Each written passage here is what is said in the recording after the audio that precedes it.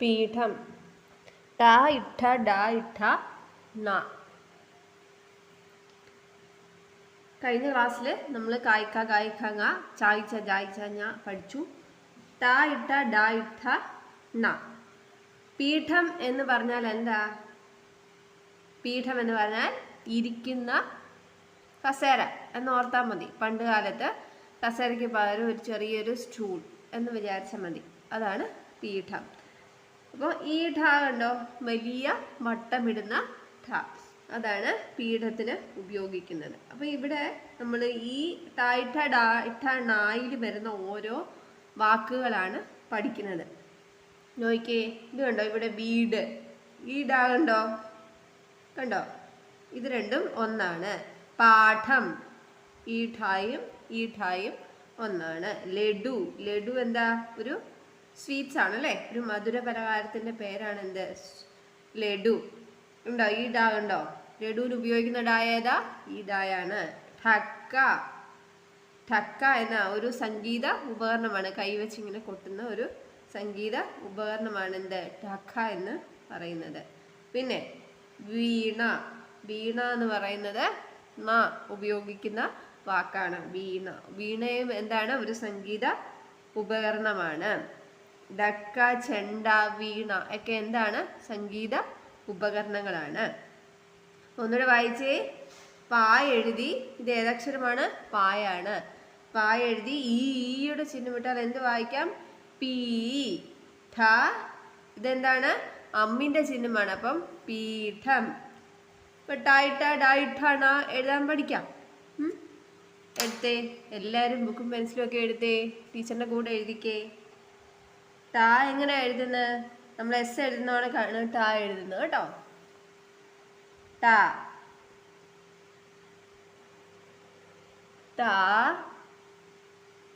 ഇട്ട എങ്ങനെ എഴുതുന്നത്, വെറുതെ ഒരു വട്ടം ഇട്ടാൽ മതി. ടാ ഇട്ട. ഡ എങ്ങനെ എഴുതുന്നത്, നമ്മൾ സ തിരിച്ചിടുന്ന പോലെ, കണ്ടോ, ഡ ഇട്ട. ഇട്ട എഴുതുന്ന ഡ എഴുതിയിട്ട് അകത്തോട്ട് വര. ന എങ്ങനെ എഴുതുന്നത്, ഒരു വട്ടം ഇട്ടിട്ട് 3 റാ എഴുതിയാൽ മതി. ടാ ഇട്ട ഡ ഇട്ട ന. ഡ കണ്ടോ, ഡ എങ്ങനെ എസ് എഴുതുന്ന ഓരോ എഴുതിയ ഡായായി. പിന്നെ ഠ എന്നുള്ളത് വട്ടമാണ്. പിന്നെ ഒരു റാ എഴുതി പിന്നെ തിരിച്ച് 2 റാ എഴുതിയാൽ എന്താ, ഇട്ട. പിന്നെ അതിനൊരു വട്ടം കൂടി ഇട്ടാൽ എന്തക്ഷരമാവും, ടാ ഇട്ട ഡാ ഇട്ട ന. നായകൻ വട്ടം ഇട്ടിട്ട് 3 റാ വരച്ചാൽ മതി. മനസ്സിലായോ? നോക്കിയേ, ഇവിടെ വീട്, പാഠം, ലഡു, ഡക്ക. എന്നിട്ട് ലഡുവും ഡക്കയും നമുക്കൊന്ന് എഴുതി നോക്കാം. ലഡു എങ്ങനെ, ലാ എങ്ങനെ എഴുതുന്നേ, ഇങ്ങനെ അല്ലേ. എങ്ങനെ, നമ്മൾ ഇങ്ങനെ വെറുതെ ഒരു വര വരയ്ക്കുക, അതിൻ്റെ മേലിൽ കൂടെ പുറകോട്ട് വരച്ച് താഴോട്ട് വന്ന് സൈഡിലോട്ട് വന്ന് മേലിലോട്ട്. ഉണ്ടോ, ല ഡു. ഡു എങ്ങനെ എഴുതുന്നേ, ഒരു റാ വരയ്ക്കുക, പിന്നെ തിരിച്ച് 2 റാ വരയ്ക്കുക, കണ്ടോ. എന്നിട്ട് ഊവിൻ്റെ ചിഹ്നം എങ്ങനെ, വള്ളി ചെറിയൊരു കുനിപ്പിട്ടിട്ട് അടിയിലൊരു വട്ടം, ലഡു. ഇനി ഡക്ക എങ്ങനെ എഴുതുന്നത്, റാ പോലെ എഴുതി തിരിച്ച് 2 റാ വരച്ച് അകത്തോട്ട് വരച്ചാൽ എന്തായി, ഡായായി.